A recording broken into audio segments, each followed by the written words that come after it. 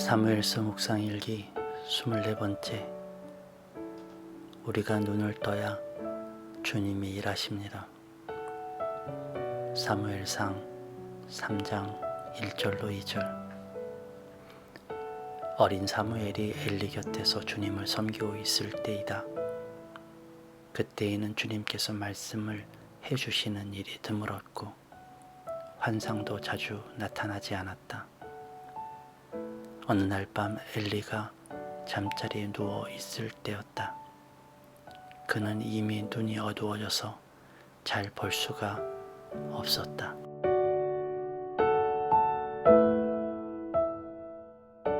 좋은 아침입니다. 오늘도 감사로 시작하는 하루이길 빕니다. 우리가 감사하는 이유가 있습니다. 그것은 우리의 마음을 감격해 할 만큼 놀라운 일이 벌어지거나 혹은 큰 유익이 주어졌을 때죠. 누군가에게 뜻밖의 선물을 받았거나 이루고자 하는 소원이 이루어졌거나 마음을 기쁘게 하는 일이 벌어질 때 감사가 절로 터져 나오죠. 그런데 감사해야 할 이유가 또 있습니다. 그것은 감사할 줄 아는 이에게 감사한 일이 보이기 때문이죠. 이것은 참으로 신비한 일입니다.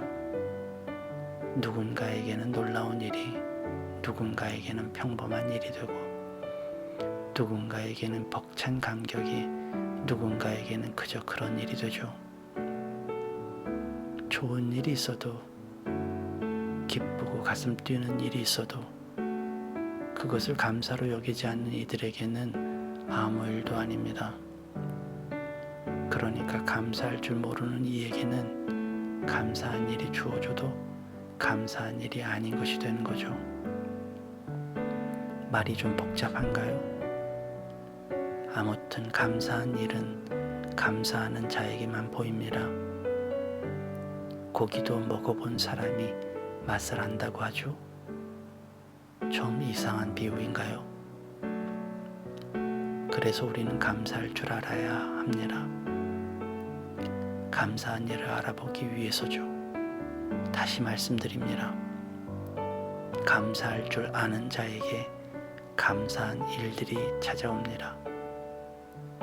오늘 우리에게 감사가 찾아오는 날이 되길 빕니다.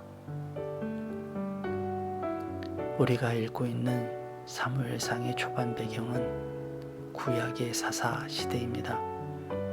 사사 시대를 잘 알고 계시죠? 한마디로 표현하면 사람들이 자기 멋대로 하던 시대입니다. 오죽하면 하나님께서 하나님을 대신한 왕을 뽑아 사람들을 다스리도록 허락하셨을까요?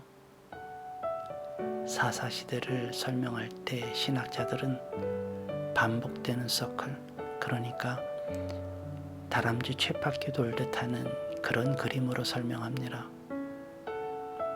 죄를 짓고 심판이 임하면 회개를 하고 이를 보시고 용서하사 다시 구원하시고, 그렇게 일단락되는 듯하면 사람들은 또 죄를 짓고, 이런 패턴은 반복되죠. 그래서 아이러니컬하게도 하나님의 역사와 음성이 제일 많이 등장하는 시대가 바로 사사시대입니다. 그런데 오늘 본문을 보니 이렇게 적혀 있네요. 주님께서 말씀을 해주시는 일이 드물었고 환상도 자주 나타나지 않았다. 하나님의 역사도 없고 말씀도 없습니다. 왜 그럴까요? 사사시대라서 그럴까요? 이미 말씀드렸다시피 사사시대여서 더 많은 하나님의 역사가 있고 음성이 있었다고 말씀드렸잖아요. 오늘 본문이 말하고자 하는 것은 아마도 엘리에 대한 이야기지 않을까 싶어요. 그리고 바로 엘리의 상태에 대해 말해줍니다. 그는 이미 눈이 어두워져서 잘 볼 수가 없었다. 이는 아마도 육체적인 노안뿐만 아니라 영적인 판단력에서도 문제가 있음을 알려주는 것 같아요. 여기서 한 가지 떠오르는 묵상이 있습니다. 사람들이 그렇게 죄를 짓고 악행을 거듭하는 사사시대입니다. 그런데 하나님이 활발히 일하시죠. 그분의 음성이 울리고 역사가 펼쳐져요.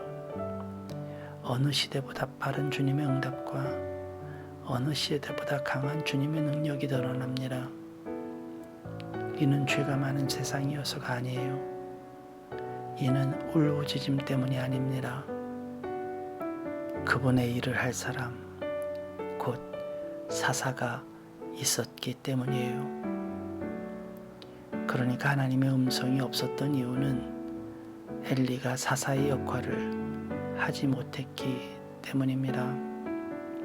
이는 다른 말로 하면 이 땅에 하나님의 사랑과 은혜가 없는 이유는 이 땅에서 사사의 역할을 해야 하는 우리 그리스도인이 없기 때문입니다. 베드로는 우리를 택하심을 받은 족속이요 왕같은 제사장들이라고 하지 않았습니까?